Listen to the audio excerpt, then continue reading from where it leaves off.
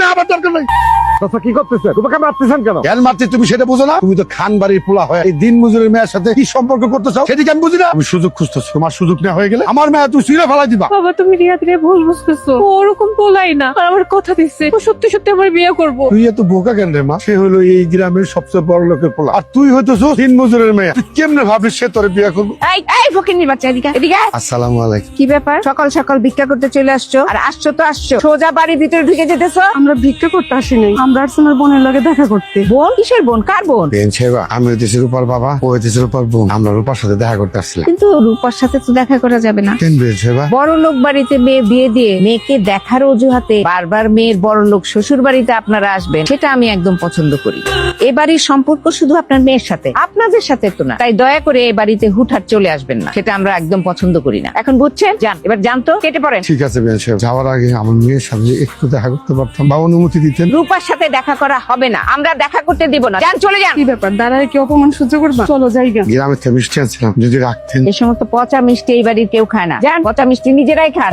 আরে নীলা, তোমরা কখন এলে? আমার সঙ্গে কথা না বলে চলে যাচ্ছ কেন? তোর শাশুড়ি চলে যেতে বলছে। কি? আপনি আমার বাবার বোনকে চলে যেতে বলছেন? তোমাকে আমরা মেনে নিয়েছি বলে তুমি কি মনে করেছো তোমার গরিব বাবা মা আত্মীয় স্বজন সব আমরা মেনে নেব? কখনো না। আমি চাই না তোমার গরিব আত্মীয় স্বজন এই বাড়িতে আসুক, তাতে আমার বাড়ির পরিবেশ নষ্ট হবে। আমার বাবা আর বোন আমার সঙ্গে দেখা করতে আসছে, এখানে ভিক্ষা চাইতে আসে না। আপনার ওদের সঙ্গে এরকম ব্যবহার করা একদম উচিত হয়নি। তুমি কি এখন আমাকে উচিত অনুচিত শিখাবা? কোন সাহসে তুমি আমার মুখের উপরে কথা বলতেছো? আম্মা মাফ করবেন, আমি মুখের উপর কথা বলতেছি। আমি শুধু আপনার ভুলটা ধরিয়ে দিচ্ছি। দুদিনও হয় নাই তুমি এই বাড়িতে আসছো আর তুমি আমার ভুল ধরতেছো? তোমার সাহস তো কম না। আমরা চলে যেতেছি, আমাকে কারণে আপনার জন্য ঝগড়া করেন না।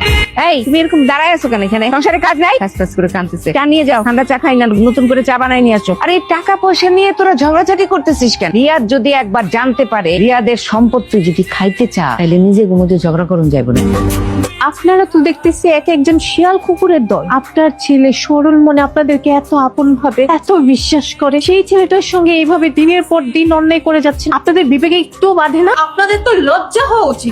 তুমি তাদের সাথে এভাবে কথা বলতেছো কেন? তুমি জানো না এরা সবাই লোভী, সবাই বিশ্বাসঘাতক। এরা দিনের পর দিন তোমার সঙ্গে অন্যায় করে যাচ্ছে, তোমার পিঠ পিছে ছুরি মারতেছে, তুমি তাদেরকে চিনতে পারতেছো না। এরা সবাই খারাপ, সবাই বেঈমান। তুমি এসব কি বলতেছো বৌমা? আমি তোমাকে এত ভালোবাসি, আমি রিয়াদের বউ হিসেবে তোমাকে আমি মেনে নিছি, তোমাকে আমি বুকে করে রাখছি, আর তুমি আমাকে লোভী প্রতারক বলতেছো? এই ছিল তোমার মনে? এর আগে আমার কেন মরণ হলো না?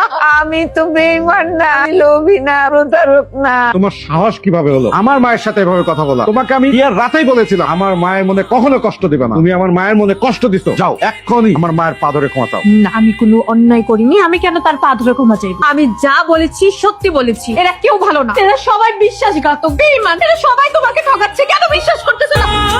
খবরদার আমার মা আমার পরিবার নিয়ে একটি কথাও বলবে না। আমগো সংসারে যে মাসের খরচের টাকা, মানে তোর দুলাভাই লাগে, চাষাবাদের লাগে, শুভর ভার্সিটির বেতনের কথা যে কইলো, এগুলা শুনা তোর বউ রাইগা গেল। রোজে তার স্বামীর টাকা নাকি আমরা নষ্ট করতেছি। থাক ভাই, আজকের পর থেকে আমগো হাতে করে টাকা পয়সা তোর দেওয়া লাগবো না। এই সংসার করছে যা টাকা লাগে তুই তোর বউর হাতে দিস। আমি তোমার ব্যবসা বাণিজ্য জমি জিরা তার দেখাশোনা করতে পারবো না। তোমার যা কিছু আছে আমি তোমারে বুঝাই দিয়া তোমার আপারে নিয়ে আমি আমাকে বাড়িতে চলে যাবো। আমার আর ভার্সিটির খরচ দিতে হবে না। আমি না হয় পড়াশোনা ছেড়ে ঢাকায় গিয়ে রিস্কে চালাম। খবরদার এ কথা আর মুখে বান্ধি না। আরে আমার টাকা মানে তো তোদেরই টাকা, তাই না? এখনই টাকা এনে দিচ্ছি। জঙ্গলে থেকে বাঘের সাথে লড়াই আর জলে থেকে কুমিরের সাথে লড়াই, এই দুই কাজ কখনো করতে হয় না, তাহলে নিজেরই ক্ষতি হয়। আমাদের পিছনে কখনো লাগতেই শোনা, তার পরিণতি কখনো ভালো হবে না। এখানে টাকা স্বর্ণ গয়না সব এখানে আছে। তোমাদের যার যত টাকা লাগে এখান থেকে নাও, বাকি টাকা স্বর্ণ গয়না তুমি তোমার রুমে রেখে দিও। কিন্তু ভাই তুমি যে এত টাকা আমার কাছে দিলা, মাই তো খরচ করবো। তোমার বউ যদি পরে এই যে খরচের টাকা আবল তাবল খরচ করছি আমরা এই চিন্তা যদি মার নামে বদনাম করে, তখন তো বিষয়টা ভালো হইবে না। না না দুলো ভাই, রূপা আর কিছুই বলবে না।